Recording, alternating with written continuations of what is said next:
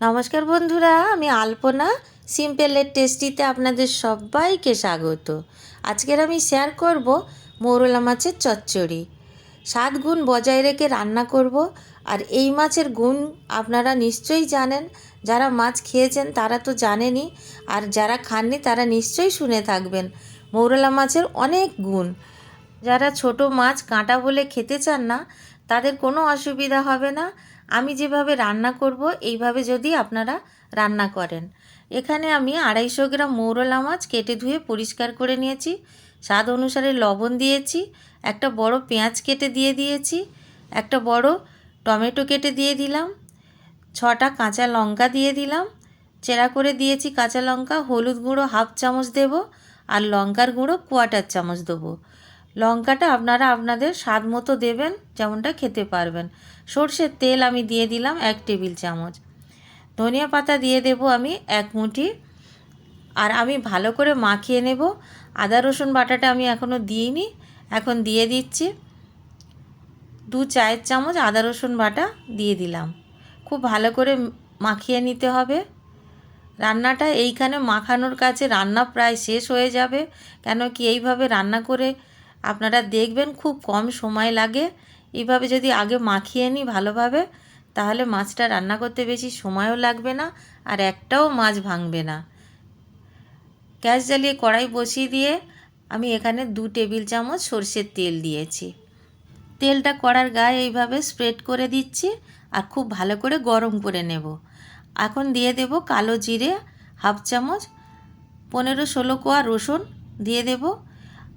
একটু নাড়াচাড়া করে ভেজে নেব। হালকা বাদামি কালার এসে যাবে, তখন দিয়ে দেব মাখিয়ে রাখা মাছটা।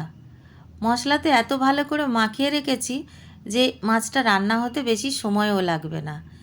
সব কিছু দেওয়া আছে, জাস্ট খালি নাড়াচাড়া করে রান্নাটা করে নিতে হবে। এইভাবে আমি সব দিকটা খেলিয়ে দিয়ে ঢাকা দিয়ে দেবো। তার আগে আমি খুব ভালো করে নাড়াচাড়া করে নেব। মাছটা কাঁচা থাকা অবস্থায় ভালোভাবে নাড়াচাড়া করে করা যাবে, একেবারেই ভাঙবে না।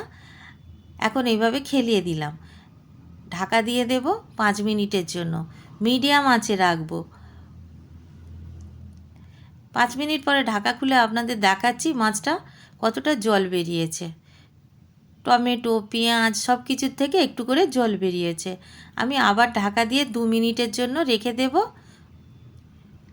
দেখুন, আর আমি এখন 2 মিনিট যে রাখলাম, গ্যাসের ফ্লেমটা আমি হাই করে দিয়েছিলাম। এখন জলটা পুরো শুকিয়ে গেছে দেখুন বন্ধুরা। আর খুব সাবধানে নাড়াচাড়া করে নিতে হবে, যাতে তলার দিকে ধরে না যায়। আর দেখুন আমি এইভাবে হালকা হালকাভাবে নাড়াচাড়া করে দিচ্ছি। আমার চ্যানেলে অনেক রকমের মাছের রেসিপি আছে বন্ধুরা, আপনারা কিন্তু দেখে নেবেন।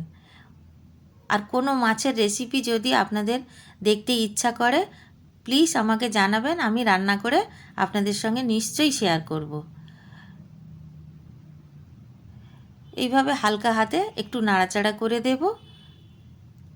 2 থেকে 3 মিনিট আমি এইভাবে নাড়াচাড়া করে নামিয়ে নেব। বেশিক্ষণ নাড়াচাড়া করার প্রয়োজন নেই, মাছটা খুব সুন্দর রান্না হয়ে গেছে। 7 গুণ বজায় রেখে রান্না করেছি, বেশি মশলাও দিইনি, আর কড়া করে ভাজিনি। খুব ভালোভাবে রান্না হয়েছে। এইভাবে মৌরলার চচ্চড়ি করে আপনারা খাবেন বাড়িতে। আমি এখন নামিয়ে নিয়ে একটা পাত্রে পরিবেশনের জন্য